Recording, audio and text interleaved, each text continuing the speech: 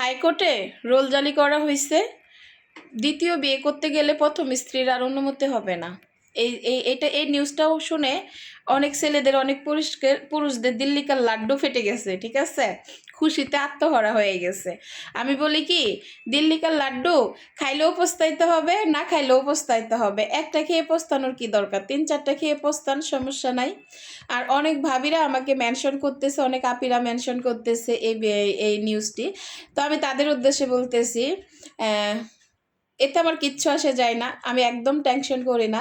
ঘুড়ি তুমি যাই আকাশেই উড়ো না কেন, লাটাই তো আমার হাতে। আমি যখন ঘুড়ি সুতা টান দেব, তখন ঘুড়ি কিন্তু অটোমেটিক আমার আকাশেই চলে আসবে। আর একটা কথাই আছে না, কান টানলে মাথা আসে, সেম, ঠিক আছে। এটা এই নিউজ দেখে আমার মাথায় ঠাডাও পড়ে না, আর আমার টেনশন, আমার কিচ্ছু আসে যায় না, ঠিক আছে। কারণ কান টানলে মাথা তো চলে আসবে অটোমেটিক, এটাই বাস্তব।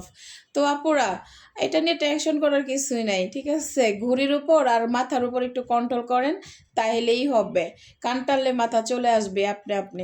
আর যাতে জীবনে একটু অশান্তির প্রয়োজন, তারা তো 3-4টা লাড্ডু খেতেই পারে। একটা লাড্ডু খেয়ে কি দরকার, ওরা একটা লাড্ডু খেয়ে সেটাই সামলাইতে পারে না, 3-4টা লাড্ডু খেয়ে কীভাবে সামলাবে।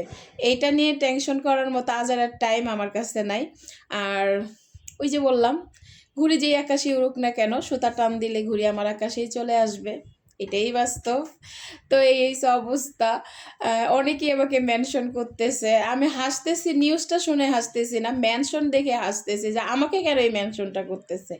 তা আমার ঘুড়ির উপর আর মাথার উপর যথেষ্ট পরিমাণ কন্ট্রোল আছে, ঠিক আছে। তো এই পর্যন্ত, ভালো থাকবেন সবাই। আর সালমা স্বপ্ন পেজটি একটু বেশি বেশি করে সবাই ফলো করবেন প্লিজ।